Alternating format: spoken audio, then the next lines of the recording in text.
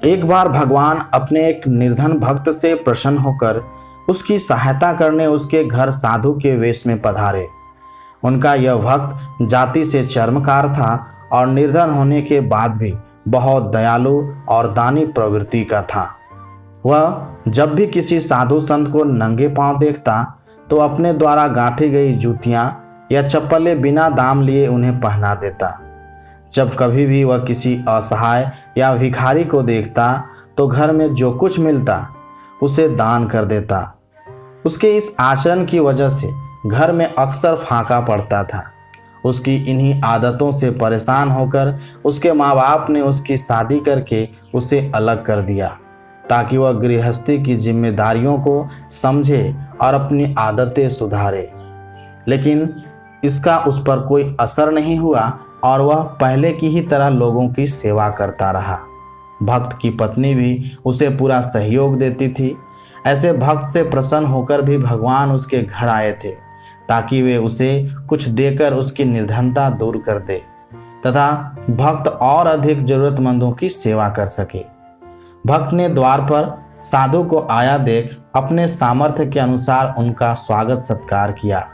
वापस जाते समय साधु भक्त को पारस पत्थर देते हुए बोले, इसकी सहायता से तुम्हें अथाह धन संपत्ति मिल जाएगी और तुम्हारे सारे कष्ट दूर हो जाएंगे। तुम इसे संभाल कर रखना। इस पर भक्त बोला, फिर तो आप यह पत्थर मुझे ना दे, यह मेरे किसी काम का नहीं। वैसे भी मुझे कोई कष्ट नहीं है। जूतियाँ गांठ कर मिलने वाले धन से मेरा काम चल जाता है।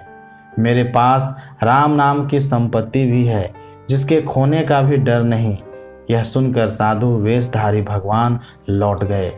इसके बाद भक्त की सहायता करने की कई कोशिशों में असफल रहने पर भगवान एक दिन उसके सपने में आए और बोले, प्रिय भक्त, हमें पता है कि तुम लोभी नहीं हो, तुम कर्म में विश्वास करते हो।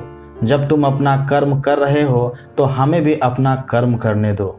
इसलिए जो कुछ हम दे उसे सहर्ष स्वीकार करो।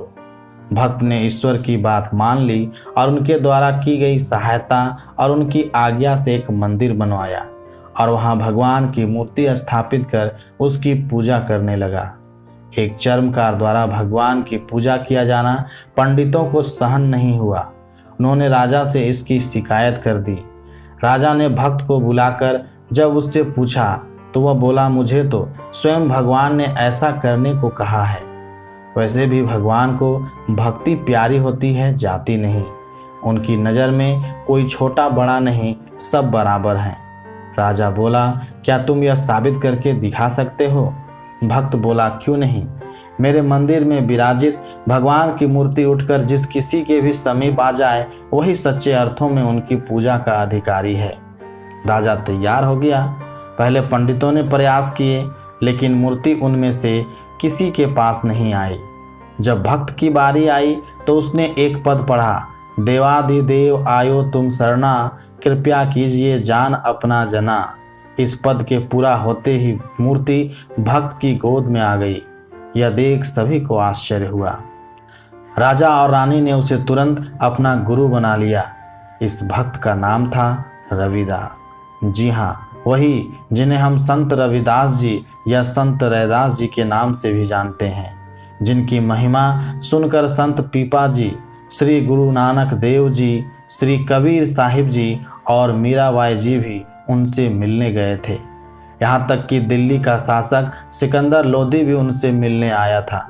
उनके द्वारा रचित पदों में से 39 को श्री गुरु ग्रंथ साहिब में भी शामिल किया गया है।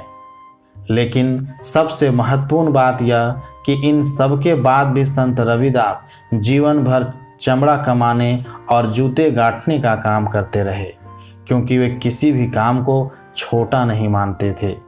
जिस काम से किसी के परिवार का भरण पोषण होता हो वह छोटा कैसे हो सकता है।